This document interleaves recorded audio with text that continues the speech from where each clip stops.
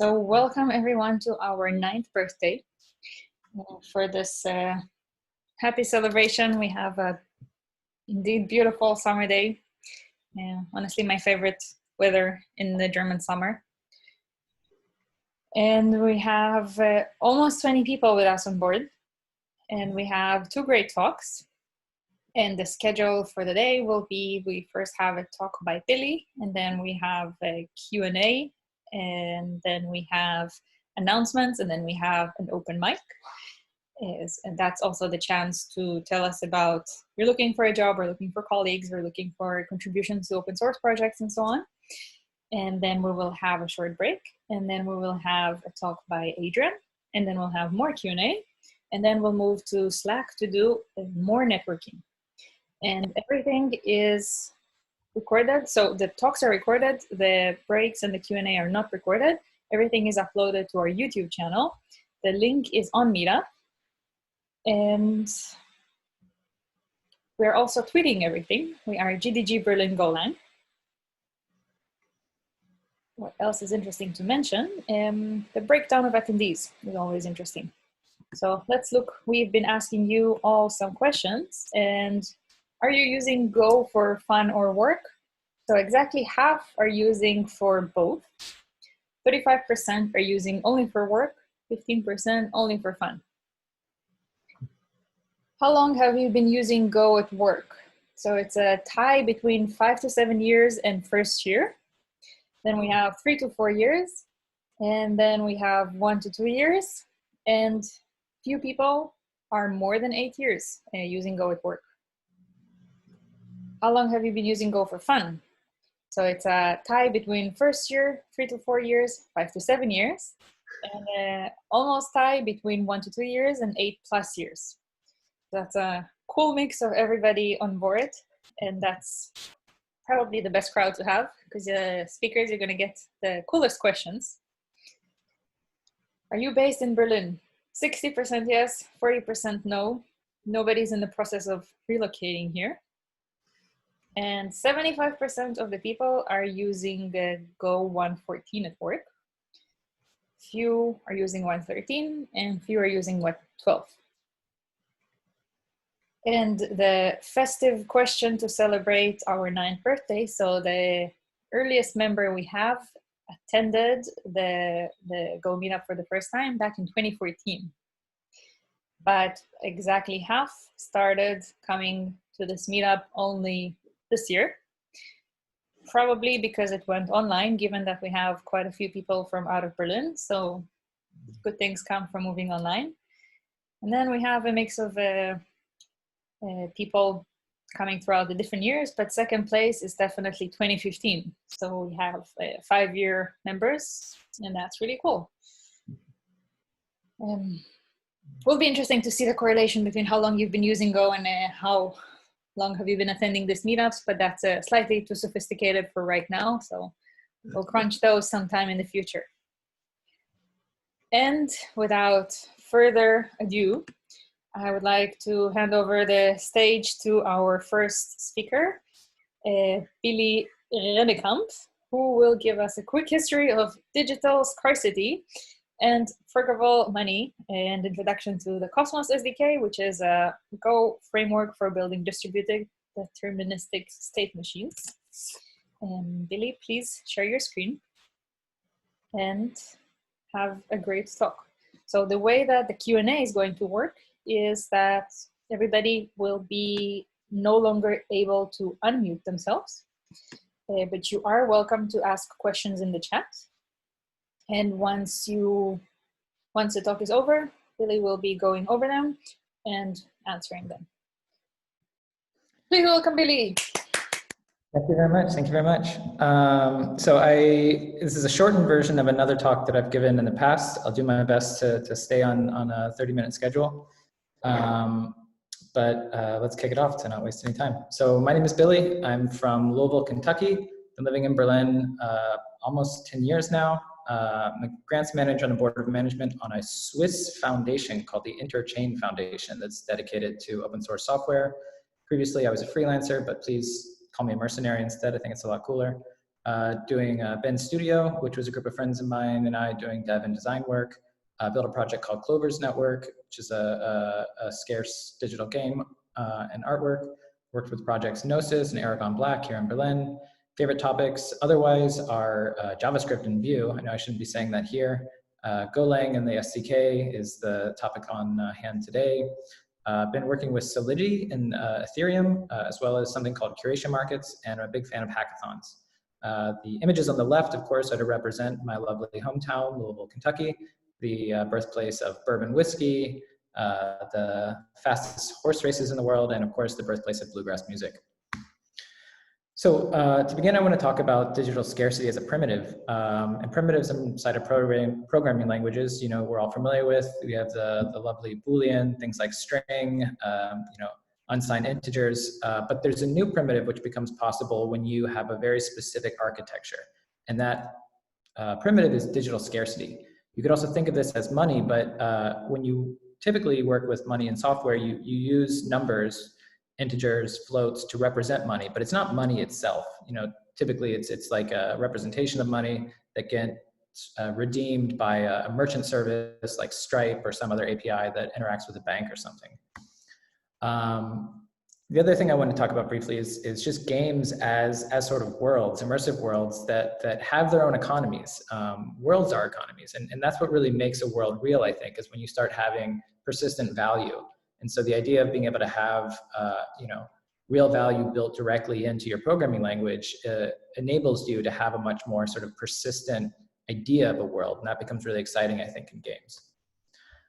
State machines is a term that was mentioned earlier, and it's being a little bit abused here, but the general concept is that you know, you have a state for a machine. Sometimes it's a way to represent a flow, but there's different actions which can change that state. In this situation, you have a light bulb. This state can be on or off. The action is flip switch. Depending on the current state, the action will do different things to change the state. We used the term deterministic state machine a second ago to sort of denote that if you were to flip those same sequence of flips, you're supposed to do it in the wintertime as if you were to do it in the summertime, you should still end up with the same result. You know, it doesn't matter what the other outside conditions are. You know, if it's deterministic, no matter how many times you replay those, you should get the same result. Cryptographic hashes are another sort of feature of this architecture that I'm dancing around right now while I'm describing. You're probably familiar with them mostly. They show up a lot in Git. You know, this is the sort of hash that you see in the current code base and the tree of previous ones. It allows you to have, you know, certifiable state, which is really exciting. Allows you to have really sane dependency reliability. You know, if you know exactly what state of all of your dependencies are, you know, you can kind of get a good idea of what's going in.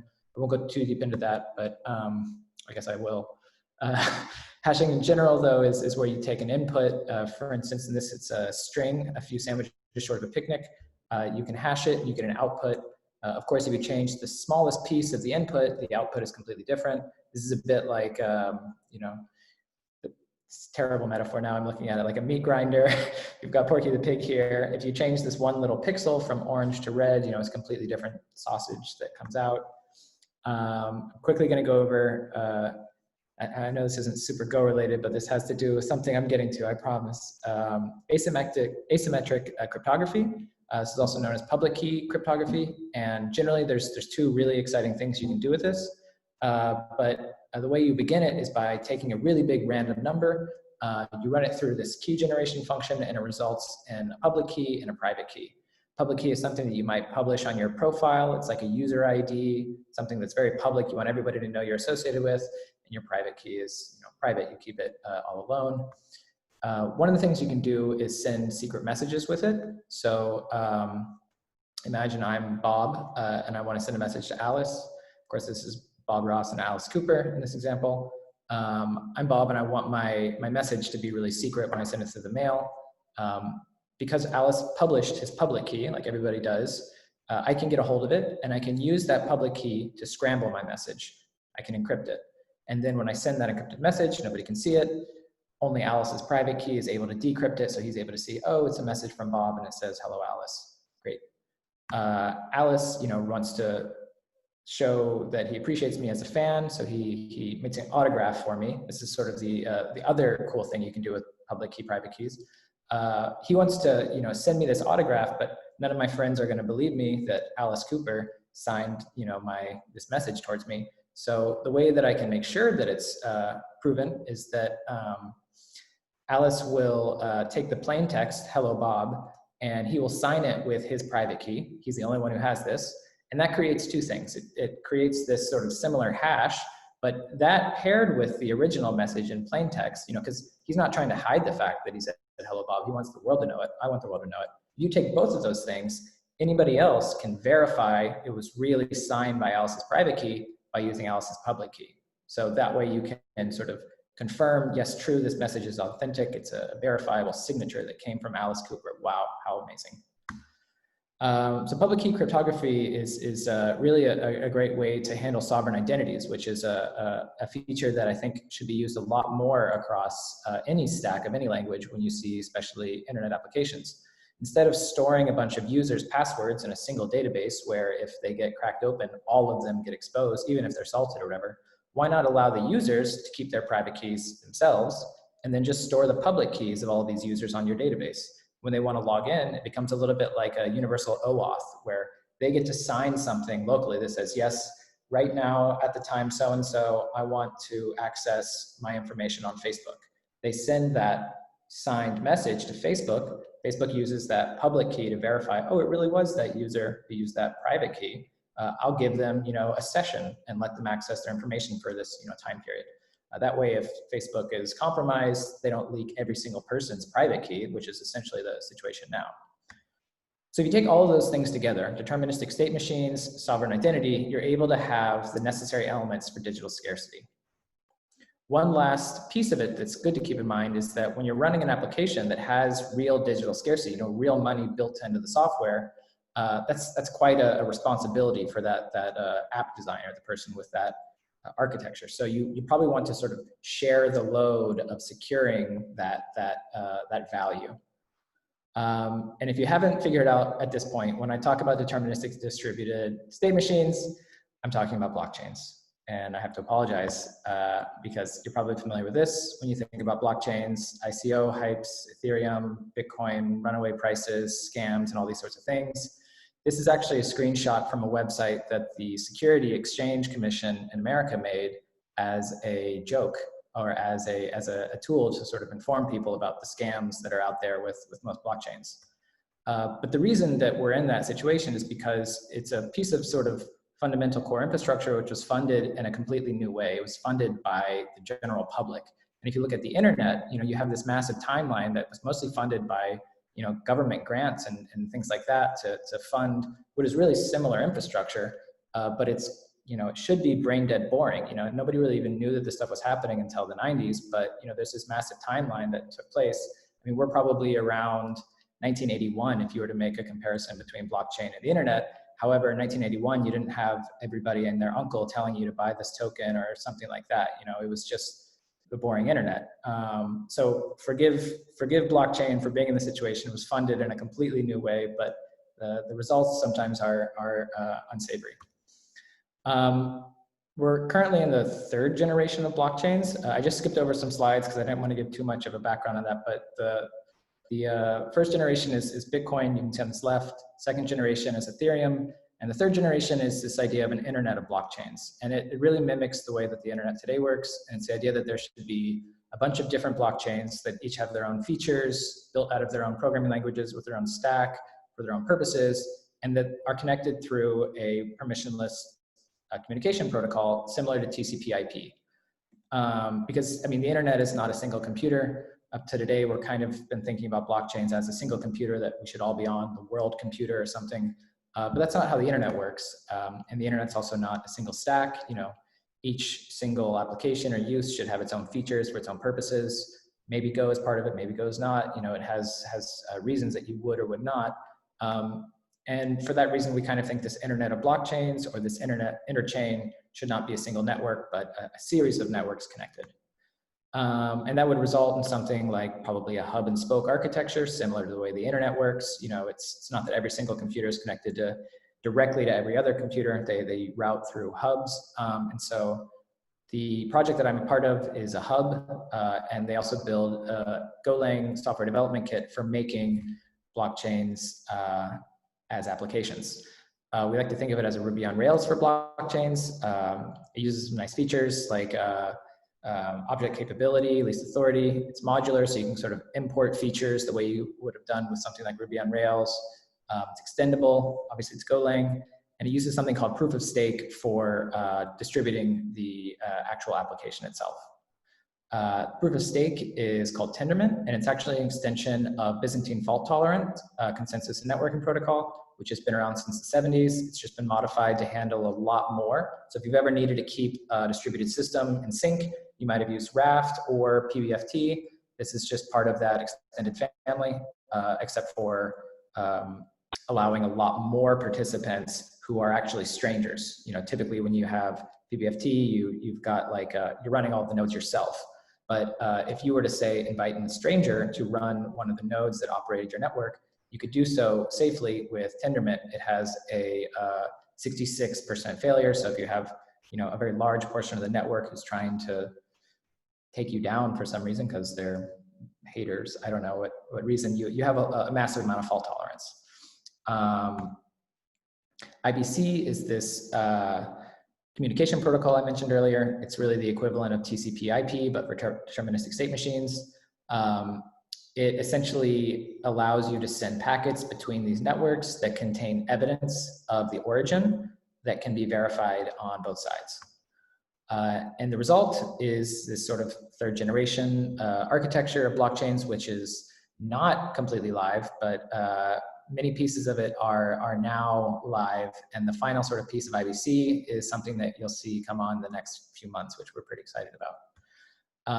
But it really results in the idea that you shouldn't be building blockchains, you should be building applications. You know, you should be thinking about these as apps that do a thing, not as like a get rich quick scheme, not as a Ponzi scheme, not as a pyramid scheme. You know, think about what is possible when you actually are building applications. And one of those features of the application is that scarcity is a primitive. I think one of the most exciting versions of that is gaming.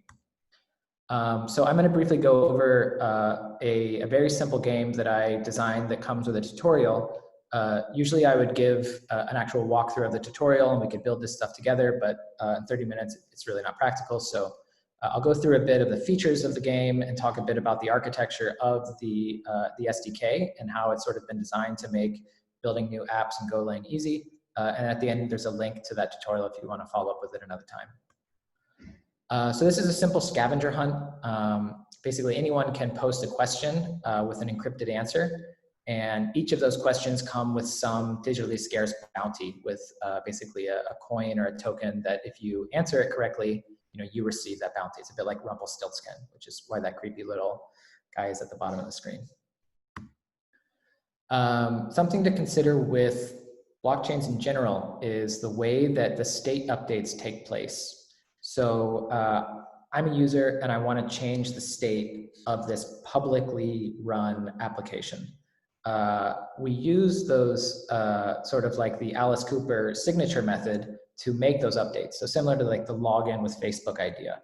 You know, I take a message that says, I, Billy Rennekamp with, you know, public key ID, user ID number, whatever, would like to log in for the next 30 minutes. And then I sign it with my private key.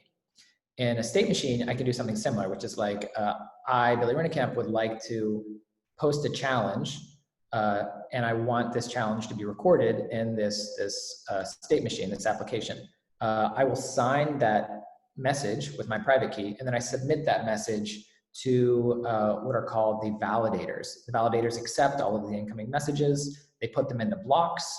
Those blocks get processed in the state machine, and that's actually why they're called blockchains, is because all of the messages get grouped, and then they get processed in batches. When this happens, it means that there's sort of this middle phase where they're still getting grouped into this block. And in order for these networks to be operated by, you know, a public group of validators, you know, anybody could technically be operating the state machine collectively. There's this moment where they're accepting them, that everyone can kind of see the contents of those messages, even though they haven't been included in the next state update. So it's almost like I send the intention to switch the light, and somebody else sends the intention to switch the light off again. And until those those intentions have all been like ratified, you know, notarized, rubber stamped into this block, and then processed, they're like they're in the mempool. That's what it's called. So anybody can see them. That's like a 5-second period, which is very long in computers. And so there's this potential in our situation. If I'm like trying to answer this riddle and I say, oh, I know the answer to that. Why don't I write it down on my thing? Then I'll be the one who gets this bounty. I sign it and I send it. There's gonna be 5 seconds where everybody can see my answer, and they'll say, oh, well, why don't I just also say the same answer, and I'll sign it and submit it.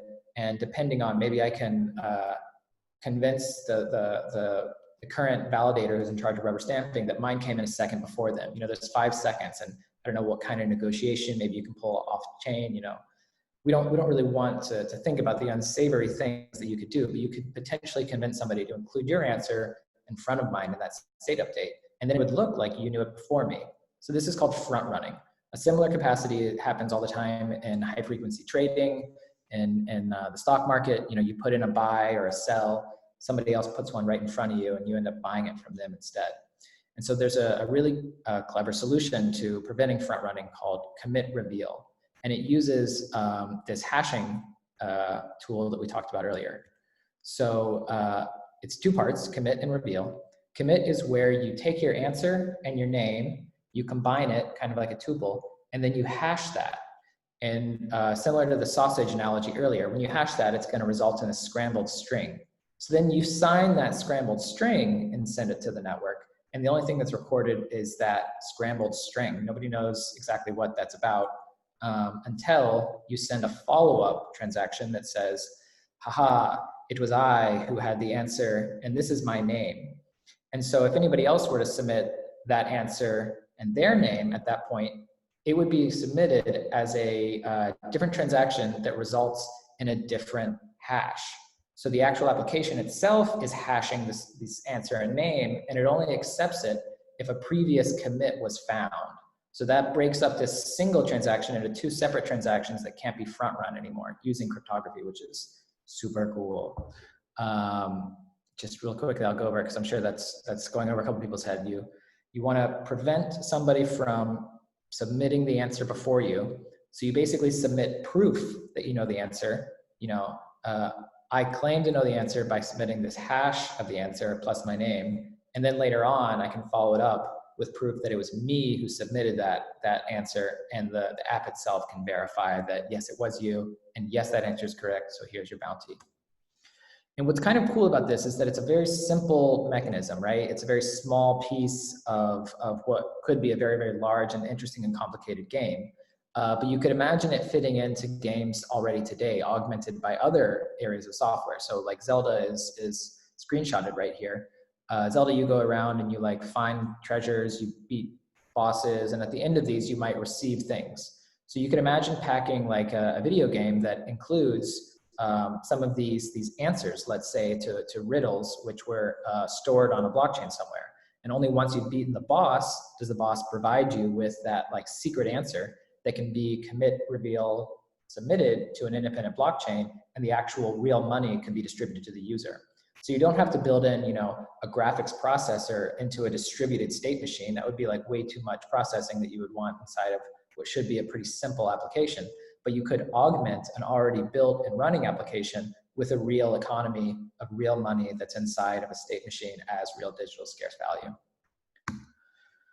Oh my God, that was way faster than I thought I would be able to do it. This is the link to the tutorial. Maybe I can talk a bit about the SDK itself. So I don't think I stored slides for this here. We can go back to that. Nope. So the SDK itself consists of these different modules, right? There's one just for securing it, which is the PBFT distributed consensus, and that's where you have these people deciding what's going to be included in the state machine. And as soon as it's included, it goes to a handler, and a handler basically says, okay, this message type is related to this module. Say the module is the scavenger module, and it hands off any of those messages to a keeper The keeper is basically a simple key value store, which will process that message and update the result. So it's pretty simple, but there's a similar mechanism for reading data called the querier.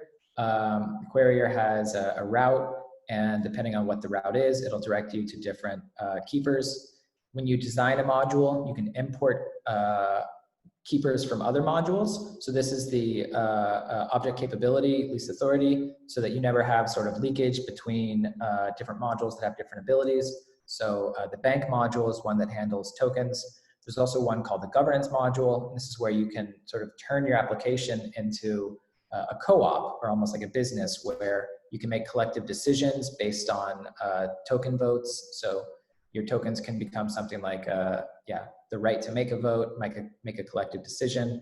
These are sort of getting a little bit at some of the capabilities that you start seeing, or some of the use cases that often come into blockchains, when you have a group who has maybe different reasons to do different things, but they have one collective identity, and they might want to manage digital scarce assets in some way. That's sort of the business version of it. It's called a DAO sometimes, which is a decentralized autonomous organization. Feel free to look up a very, very long and obscene lexicon of blockchain terminology. I once heard that you should keep an eye on any space that's coming up with new words all the time. That means something's happening, and blockchain is definitely no exception to that. I like to try to focus generally, though, on what's possible at a technological level. I would warn anybody who's getting into the space that it's very easy to get overwhelmed on very lofty ideological levels. Many people are involved in the space for many different things, but I felt so empowered when I think I first built my first Ruby on Rails app, that I could actually build an application that did a thing. And I have a very similar experience with the Cosmos SDK as a framework for building deterministic state machines that have digital scarcity as a primitive. So I'll stop there, and I'll end again on my name. Where was that? I don't have any of my contact there, but so then I'll end on the last one. And that was a lot. I'm sure that there was many things that didn't come off right. Maybe I can end 5 minutes early and have 5 minutes more for questions or something like that. First of all, thank you very much. I'm going to stop the recording for the questions.